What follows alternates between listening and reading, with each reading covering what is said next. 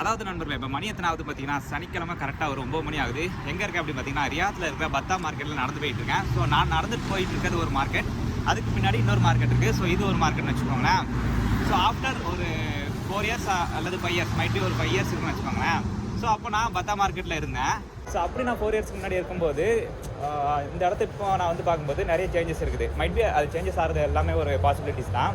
So அப்போ நான் இருக்கும்போது எனக்கு வந்து அந்தளவு ஆக்சஸ் பாயிண்ட் கிடையாது. ஆக்சஸ்னால் ஒரு டிரான்ஸ்போர்ட்டேஷனோ இங்கே பஸ் வசதி அந்த மாதிரிலாம் கிடையாது.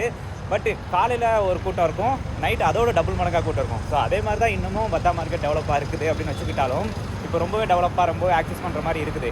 அந்த பூஸ்டில் இருந்தது அந்த தெருக்குள்ள நினைக்கிறேன். ஸோ அந்த இடத்தோட பேர் மறந்துட்டேன்.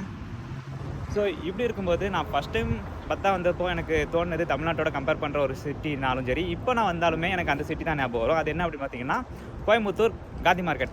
நான் எப்படி அதை இதுக்குள்ளோட கன்வெர்ட் பண்ணுவேன் அப்படின்னா, ஸோ காந்தி மார்க்கெட்னு சொல்ல முடியாது, காந்திபுரம் பஸ் ஸ்டாப் அப்படின்னு வச்சுக்கோங்க. ஏன்னா அங்கே மட்டும்தான் ரைட் சைடில் ஒரு மார்க்கெட் இருக்கும், லெஃப்ட் சைடில் ஒரு மார்க்கெட் இருக்கும், சென்டரில் ஒரு பிரிட்ஜ் போகும். அதே மாதிரி நீங்கள் பத்தா மார்க்கெட் எடுத்துக்கிட்டிங்கனாலுமே ரைட் சைடில் ஒரு மார்க்கெட், லெஃப்ட் சைடில் ஒரு மார்க்கெட், சென்டரில் பிரிட்ஜ், வேணுங்கிறவங்க கீழே நின்றுக்கலாம். தென் வண்டிகள் போக்குவரத்துமாக இருக்கும், ஹார்ன் சவுண்டு இருக்கும்.